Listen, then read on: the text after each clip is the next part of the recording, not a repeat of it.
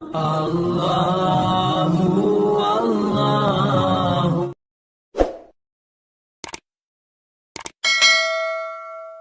یہ جو اورنگزیب بادشاہ تھا نا، اب یہ ہسٹوریکل فیکٹس دے رہا ہوں آپ کو، تاریخ کی سچائیاں۔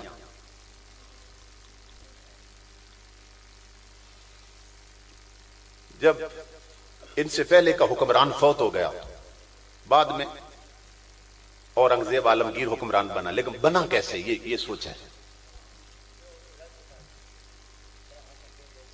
اس کا دوسرا بھائی تھا دارا شکو، دارا شکو اس کا بھائی تھا اورنگزیب کا۔ جب بادشاہ فوت ہو گیا نا، اب دونوں کی طلب تھی کہ ہمیں حکومت مل جائے، مگر نیت الگ الگ تھی۔ طلب حکومت کی تھی، مجھے تخت مل جائے، دونوں چاہتے تھے، مگر انٹینشن اور نیت الگ تھی۔ دارا شکو چاہتا تھا مجھے حکومت مل جائے، میں عیاشی کروں۔ اورنگزیب بیٹھتا تھا فقیروں کے ساتھ، اللہ کے ولیوں کے ساتھ اٹھنا بیٹھنا تھا۔ اس کی طلب تھی میرا رب مجھے تخت دے، میں محمد عربی کی شریعت کی خدمت کروں۔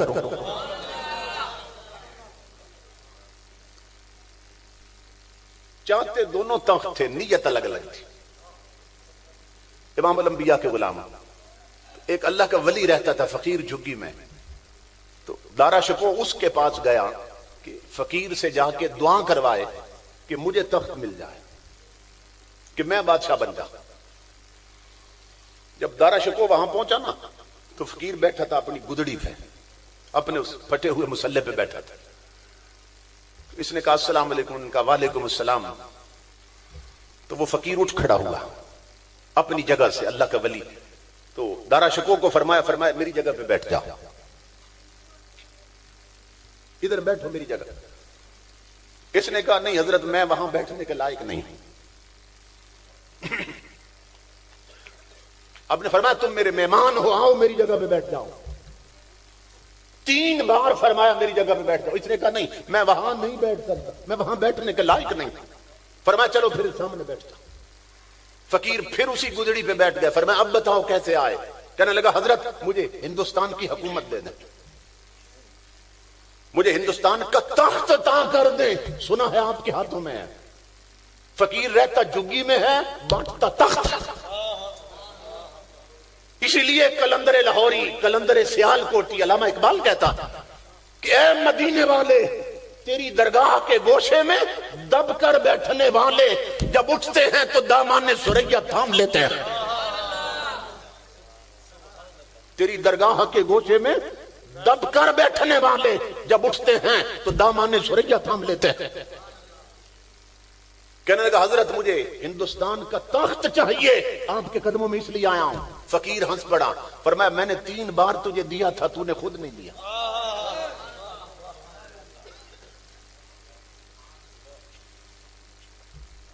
اب اسے سمجھ آئی، دنیا دار تھا نا، فقیروں کی بولی نہ سمجھ سکا، کیونکہ اٹھنا دنیا داروں کے ساتھ، اور نیت میں خباثت تھی کہ عیاشی کروں گا، دنیا کماؤں گا،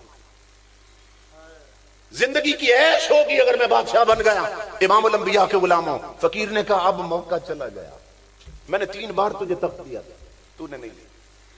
یہ اٹھ کے چلا گیا، کچھ دنوں کے بعد یا کچھ وقت کے بعد اورنگزیب آ گیا۔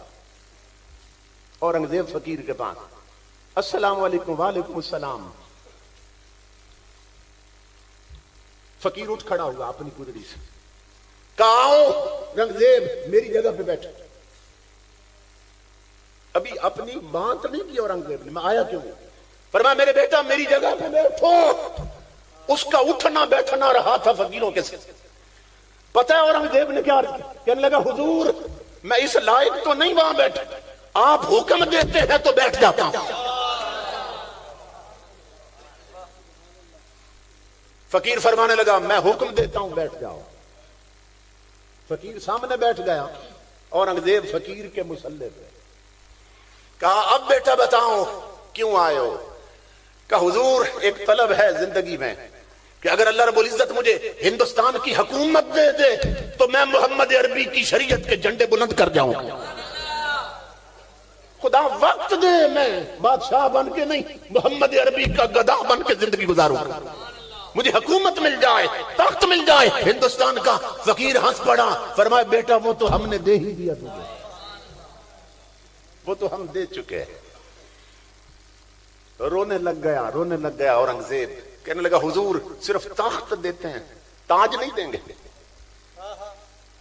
جو اور سے سننا، صرف تخت دیا ہے، تاج بھی تو عطا کرے نا۔ کیا تخت پر تاج کے بغیر بادشاہ بیٹھتے ہیں؟ اب سننا غور سے۔ فقیر ہنس پڑا، کہا اورنگزیب میں جو دے سکتا تھا میں نے دے دیا، تخت دینا میرے ہاتھ میں تھا، تاج وہ دے گا جو تیرے گھر میں نوکر بن کے بابا تجھے روزانہ وضو کراتا ہے۔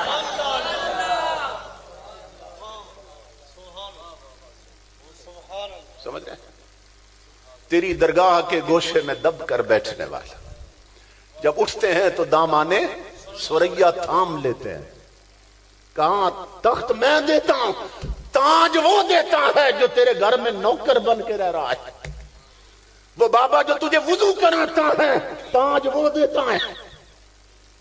چیخ نکلی، ہائے افسوس، وہ رب کا ولی ہے، میں نے اسے نوکر بنا کے رکھا۔ گیا، اب کیسے عرض کروں؟ سمجھدار بندہ تھا نا، پتہ کیا کیا؟ وہ جب بزرگ وضو کرانے آئے نا، جیسے روز کرواتے تھے، بادشاہ وضو سے پہلے نا اپنی پگڑی اتار کے رکھتا تھا، سر کی پگڑی اتار کے رکھ دیتے، پھر وضو کرواتے تھے وہ بزرگ۔ تو جب وضو کر چکا اورنگزیب، اللہ اکبر، وضو کرنے کے بعد نا اپنی داڑھی کو نا پانی یوں صاف کرنے لگا، قطرے صاف کرنے لگا، اور بازوؤں کے نا یوں قطرے پانی صاف کرنے لگا اورنگزیب، اور کہنے لگا بابا جی اگر ناراض نہ ہو تو میں ذرا پانی صاف کر لوں، آپ پگڑی سر پہ باندھ دیتے، ناراض نہ ہو تو میں ذرا پانی صاف کر لوں، آپ پگڑی میرے سر پہ رکھ دیتے ہیں۔ اللہ کا ولی ہنس پڑا، فرمایا افسوس یار نے میرا راز نہیں رکھا۔ فرمایا اورنگزیب سر نیچے جھکاؤ، فقیر نے سر پہ پگڑی رکھی اور آواز دی، فرمایا بیٹا تجھے انڈیا کا، ہندوستان کا تخت بھی مبارک ہو، تاج بھی مبارک ہو۔ سمجھ رہے ہیں؟ تو اس انٹینشن اور نیت کے ساتھ امام الانبیاء کے غلاموں جو تخت پہ آیا تھا اور اللہ کے ولی کی عطا سے آیا تھا، اس نے پھر 500 چوٹی کے شریعت کے عالم اکٹھے کیے اپنے دربار میں، جو خود پہنتا انہیں پہناتا، جو خود کھاتا انہیں کھلاتا، جہاں خود رہتا انہی محلات میں ان عالموں کو رکھا۔